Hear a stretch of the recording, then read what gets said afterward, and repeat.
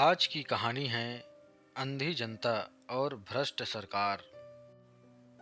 एक अंधा भीख मांगता हुआ राजा के द्वार पर पहुंचा। राजा को दया आ गई। राजा ने प्रधानमंत्री से कहा, यह भिक्षुक जन्मांध नहीं है, यह ठीक हो सकता है, इसे राजवैद्य के पास ले चलो।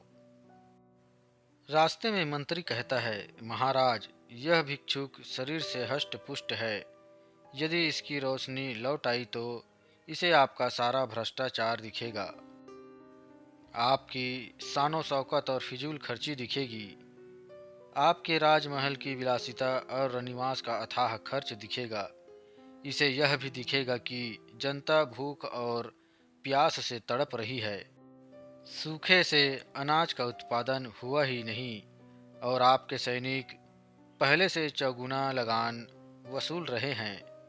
शाही खर्चे में बढ़ोतरी के कारण राजकोष रिक्त हो रहा है, जिसकी भरपाई हम सेना में कटौती करके कर रहे हैं।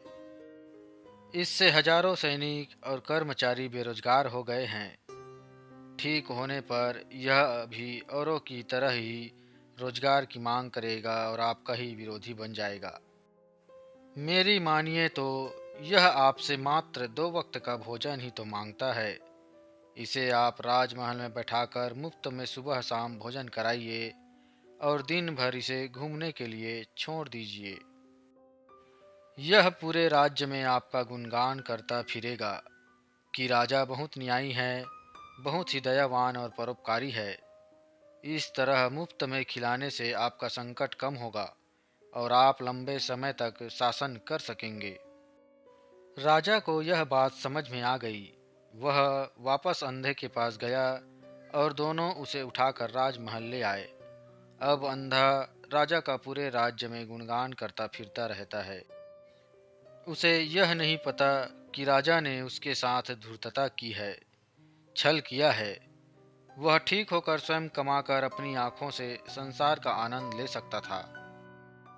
यही हाल सरकारें करती हैं, हमें मुफ्त का लालच देती है, किंतु आंखों की रोशनी जैसे अच्छी शिक्षा व रोजगार नहीं देती है, जिससे कि हम उनका भ्रष्टाचार देख पाएं, उनकी फिजूल खर्ची और गुंडागर्दी देख पाएं, उनका शोषण और अन्याय देख पाएं और हम अंधे की तरह उनका गुणगान करते हैं कि राजा मुफ्त में सबको सामान देता है।